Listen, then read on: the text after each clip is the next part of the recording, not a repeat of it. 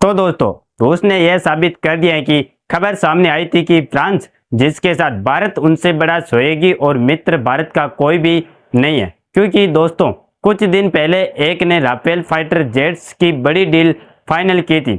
वह हमारे साथ इन जेट्स का सोर्स कोड शेयर नहीं कर रहा था। यहाँ तक कि भारत ने अर्जेंटली इस डिमांड की, लेकिन उसके बावजूद भी यह किसी भी प्रकार का सोर्स कोड राफेल के लिए देने को तैयार नहीं है। इसके बाद भारत विचार करने लगा कि हम फ्रांस के साथ डील को ही तोड़ देंगे। लेकिन आज दोस्तों फिर से सोर्स कोड की बात सुर्खियों में। इस बार मामला और भी बड़ा है, क्योंकि इस बार बात हो रही है हमारे पुराने दोस्त रूस की।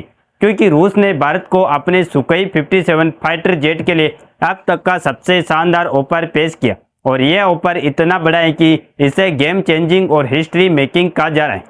क्योंकि रूस ने न सिर्फ सुखोई 57 फाइटर जेट ऑफर किया, बल्कि इसके साथ साथ इसका पूरा सोर्स कोड भी भारत को देने की बात कही है।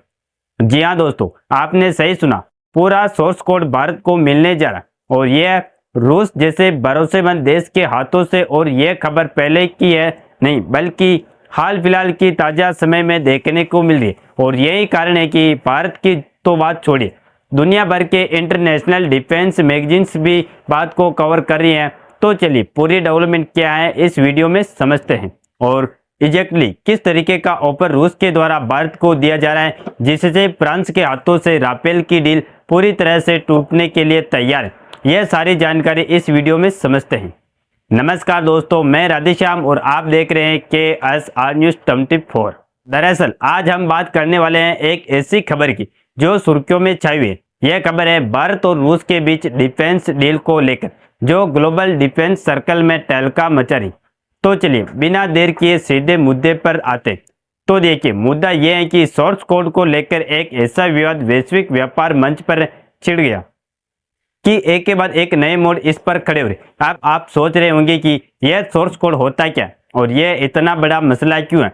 तो दोस्तों, किसी भी फाइटर जेट को ऑपरेट करने के लिए, जैसे कि उसे उड़ाना, हथियारों को इंटीग्रेट करना या फिर उसकी पूरी क्षमता को इस्तेमाल करना, इन सब मामलों में उसके सोर्स कोड की जरूरत पड़ती है। एक तरीके से कहे तो यह सोर्स कोड जेट का दिमाग है। इसके बिना जेट की पूरी ताकत का इस्तेमाल करना मुश्किल हो जाता है। हालांकि आमतौर पर कोई भी देश अपने फाइटर जेट का सोर्स कोड किसी दूसरे देश के साथ शेयर नहीं करता। लेकिन रूस ने कहा कि भारत, तुम हमारे दोस्त हो, हम तुम्हें सुखोई 57 का पूरा सोर्स कोड देंगे। जहां यह पहली बार है कि कोई देश इतने बड़े लेवल पर सोर्स कोड शेयर करने को तैयार हुआ। अब यह ऑफर कितना बड़ा है, यह समझने के लिए थोड़ा पीछे चलते हैं। रूस पिछले 1.5 साल से भारत को सुखोई 57 ऑफर कराए। पहले उन्होंने कहा था कि अगर हम उनके साथ डील साइन करते हैं तो वह इन जेट्स को मेक इन इंडिया के तहत भारत में बनाएंगे। फिर कुछ महीनों बाद उन्होंने डिस्काउंट की बात की और कहा कि पेमेंट इंडियन रुपए में करना चाहो तो वह भी चलेगा। लेकिन अब दोस्तों, रूस ने सारी हदें पार कर दी।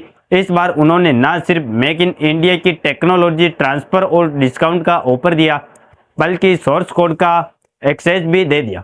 डिफेंस एक्सपर्ट्स का कहना है कि ऐसा ऑफर आज तक किसी देश ने किसी को नहीं दिया। अब जरा सुखोई 57 की खासियतों पर नजर डालते हैं। इस फाइटर जेट मैक्सिमम स्पीड है मैक 2 यानी कि सुपरसोनिक स्पीड। अगर तुलना करें तो अमेरिका का F-35 फाइटर जेट सिर्फ मैक 1.6 की स्पीड तक जाता है। सुखोई 57 की पेलोड कैपेसिटी यानी हथियार ले जाने की क्षमता और इनकी मैन्यूवरेबिलिटी भी जबरदस्त है। इसके इंजन टेक्नोलॉजी और परफॉर्मेंस को इसे 5th जनरेशन फाइटर जेट्स में टॉप पर रखते हैं।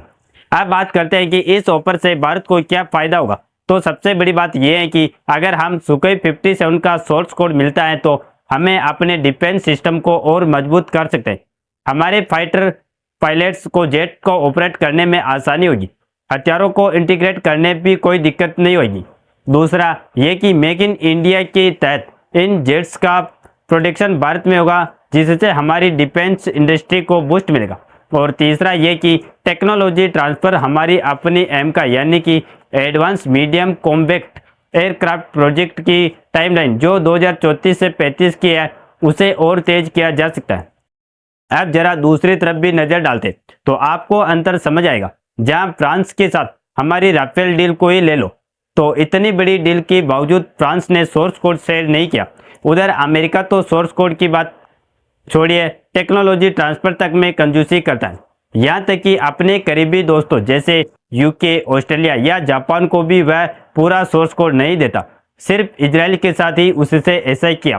कुछ रिपोर्ट्स तो ये भी कहती है कि अमेरिका अपने F-35 जेट्स में किल स्विच लगाता है ताकि जरूरत पड़ने पर वह जेट्स को रिमोटली डिसेबल कर सके। लेकिन रूस ने भारत के साथ ऐसा कोई खेल नहीं खेला और उन्होंने साफ साफ कहा है कि source code technology make in India सब भारत का रहेगा। यही नहीं बल्कि कॉस्टिंग की बात करें तो सुखोई 57 की कीमत प्रति यूनिट करीब 40 मिलियन है, जबकि F-35 की कॉस्ट 100 मिलियन के आसपास है। यानी कि सुखोई 57 लगभग आधी कीमत में मिल रहा है। मेंटेनेंस और लॉजिस्टिक्स की बात करें तो भी सुखोई 57 का खर्चा F-35 से काफ़ी कम है। ऊपर से अमेरिका मेक इन इंडिया या टेक्नोलॉजी ट्रांसफर के लिए तैयार नहीं है। हाल ही में अमेरिका की तरफ से एक और ऑफर आया जिसमें वह कह रहे हैं कि कॉस्ट भारत डिसाइड कर सकता है, लेकिन वह हमारे टेंडर प्रोसेस का हिस्सा नहीं लेना चाहते क्योंकि हमारे टेंडर की शर्त की फाइटर जेट्स को मेक इन इंडिया के तहत बनाना होगा। फिलहाल मेरे हिसाब से तो सुखोई 57 का यह ऑफर ना सिर्फ गेम चेंजिंग है बल्कि भारत के लिए एक सुनहरा मौका है। अगर हम इस डील को फाइनल करते हैं तो हमारी डिफेंस इंडस्ट्री को नई ऊंचाइयां मिलेंगी। अब सवाल यह है कि भारत सरकार इस ऑफर पर क्या फैसला लेती है। क्या हम रूस के साथ इस डील को आगे बढ़ाएंगे या फिर कोई और रास्ता चुनेंगे, यह तो वक्त बताएगा। अब सवाल यह है कि कुल मिलाकर फुल टेक्नोलॉजी ट्रांसफर और सोर्स कोड के साथ जिस तरीके का ऑफर अब रूस भारत के सामने पेश कर रहा है, ऐसे में एक्सपोर्ट का क्या कहना। तो दोस्तों रिपोर्ट बता रही है कि एक्सपोर्ट का कहना है कि जिस तरीके से Su-57 का फुल एक्सेस रूस की तरफ से ऑफर किया जा रहा है, इससे अमेरिका ने भारत के साथ तो F-35 को बेचने की सारी उम्मीद खो दिया, जिसके लिए अमेरिका का पागलपन देखने लायक था।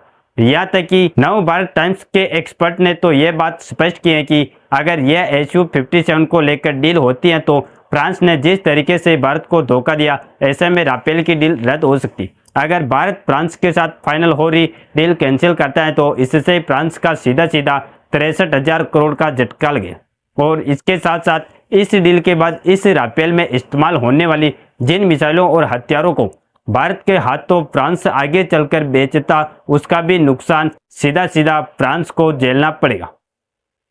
लेकिन दोस्तों जहां तक मुझे लगता है, मैं आपको एक बात क्लियर ही कह दूं कि फ्रांस अपने हाथों से जाती हुई डील को ऐसे नहीं देख सकता, क्योंकि बात कोई छोटी मोटी नहीं बल्कि 63,000 करोड़ की है। इसीलिए हो सकता है कि फ्रांस इस डील को बचाने के लिए भारत के सामने कुछ ना कुछ इंटीग्रेशन का ऑफर जरूर रखेगा। फिलहाल देखते हैं आगे चलकर क्या होता है।